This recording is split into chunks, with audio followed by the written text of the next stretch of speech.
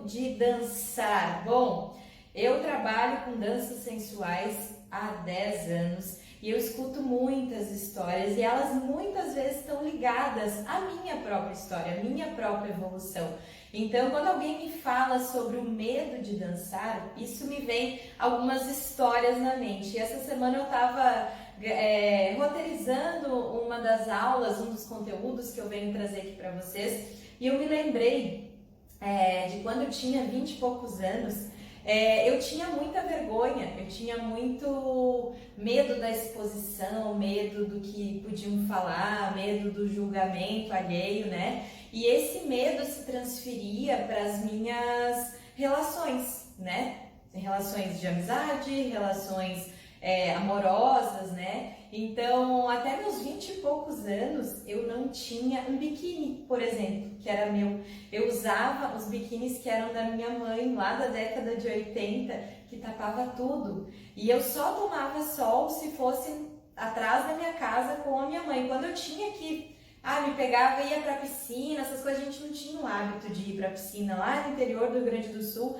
Minha família não tinha esse hábito. No máximo a gente ia acampar, meu pai gostava muito de rodeio, gosta até hoje, e a gente ia acampar. Então nesses acampamentos até às vezes a gente tinha cachoeiras e coisa, mas ao mesmo tempo não podia, né? Porque imagina a machaiada toda dentro desses eventos, né? Deus o livre, não podia me mostrar e tudo mais. Então eu fui crescendo com esses bloqueios, esses medos, né? Que tudo era feio, ser sensual era vulgar, né? Não era bonito e tudo mais.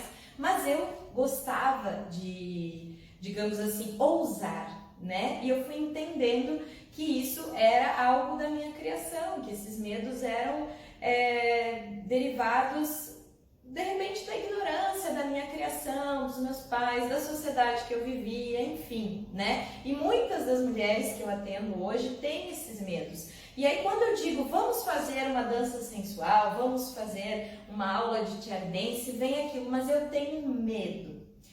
Medo pode ser medo de se sentir ridícula, pode ser medo de não saber o que fazer na hora, pode ser medo de se sentir frustrada. Mas isso também, normalmente a gente pensa e vincula esse medo quando eu penso em dançar para alguém. Mas quem diz que quando a gente está fazendo uma aula de dança sensual, tu precisa necessariamente fazer essa aula para dançar para alguém? Aonde que está escrito isso? A gente não tem que dançar para ninguém. Isso eu fui entendendo também, porque quando eu comecei as danças sensuais há mais de 10 anos atrás, eu também pensava que eu tinha que fazer para alguém. Tanto que no início eu me vestia de uma personagem. Como assim?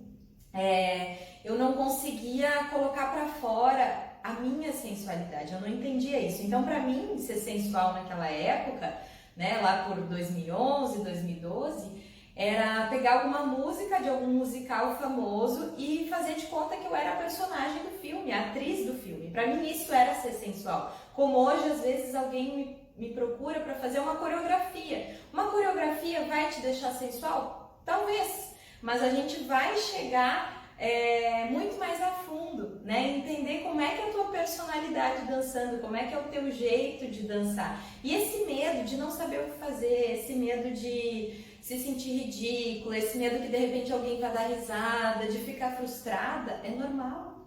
É normal. E a primeira coisa que a gente tem que tirar da nossa cabeça é que a gente precisa fazer aula ou vai fazer aula para outra pessoa. A gente tem que fazer por nós.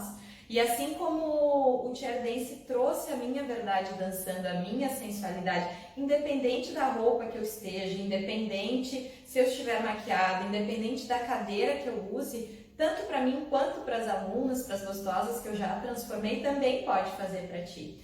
Então, esse medo de dançar pode ser transferido por algo de descobrir como é o teu jeito, a tua personalidade dançando.